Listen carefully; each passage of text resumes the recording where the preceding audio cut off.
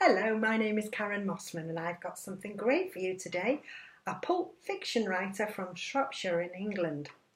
Adam Mitchell writes atmospheric stories, and one of those is called City Central Tales, which I've read, and it takes you back to those days when alcohol was prohibited in the 20s, 30s America, where private eyes and police were forever hunting the criminal. Well, today Adam's got a new book coming out, and wait till I show you this. This is the new cover. Isn't it gorgeous?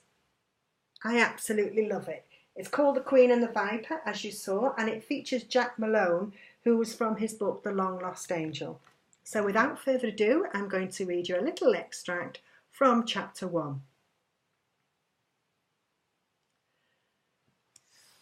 Of all the dames who chose to call the warm sun and sandy beaches a fair Liberty City home, Peggy Ellen was truly one of a kind. She had something about her, an allure that all women had, as all women are queens in their own right. But of these women, only a few came close to near perfection, and out of those rare few, only a handful truly mastered that special something that set them apart. Well, one man thought so, a man she was waiting to see, a lieutenant who secretly loved her, a man who thought the world of her, and she was his world. The woman sat outside the office as rain rattled against the window pane, sending echoes throughout the police station. The same was true in the lieutenant's office, as a dark, low-lying grey cloud filled the sky outside. Despite the weather, a warm front had blown in from the coast, and the temperature was making everybody on the streets of Liberty uncomfortable. The feeling of the city drifted into the office, which was on the top floor of the building. Lieutenant Malone rocked back in his chair. His strong fingers gripped the oak arms tightly. If he let them go, it would be more than dire. His fingers were doing it more by instinct than anything else. He was trying everything he could to avoid the covered object on his cluttered desk. The object sat there nestled in between a now empty bottle of scotch and an ever-growing pile of paperwork. Malone's office was normally more than big enough, but now it felt small and cramped.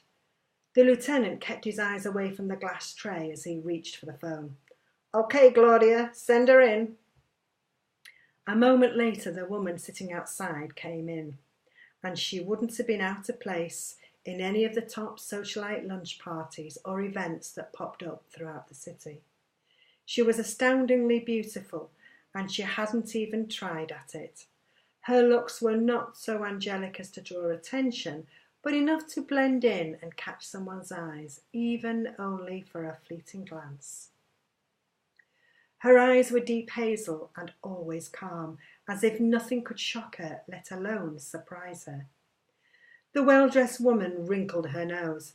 "Mr. God, Lieutenant, a Joe can't live without food, water, or, well, air, and I'm told it stunts growth, if you know what I mean.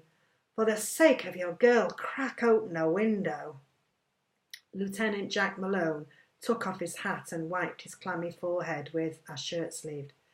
"Feel free, Ellen."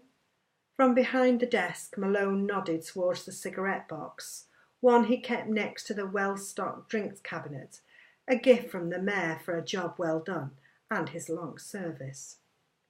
But after looking it over, Peggy declined. "So, no window. OK, fine, don't believe me. Ask the ME, sir."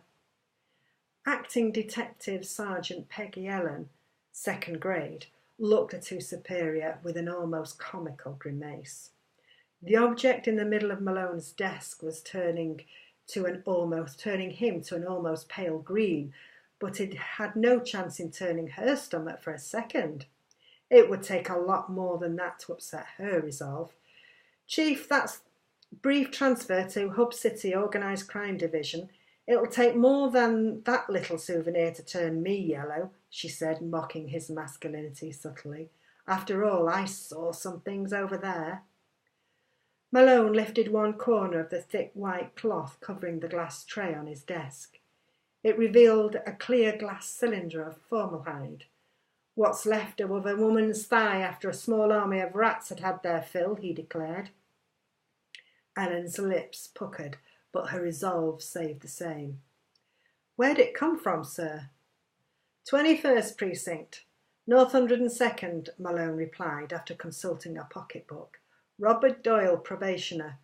Found a child trying to salvage the white cloth that seems to have been used to package our little gift, which had also been tied with postal string.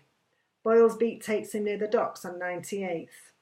The thing that here is on the tide flat at the side of the adjoining transcontinental pier." When was this, Jack?" "This morning around 9, Doll. Doc said it's been there a week or give or take a day. He says some flies have laid eggs or something near the bone. I don't know, but the doc says it confirms the time of death. I don't really understand the science, but I've not got nearly enough certificates to argue with a man who does." And that's it. That exciting start is the new book, which is coming soon. So thank you for listening, and I hope you enjoyed it.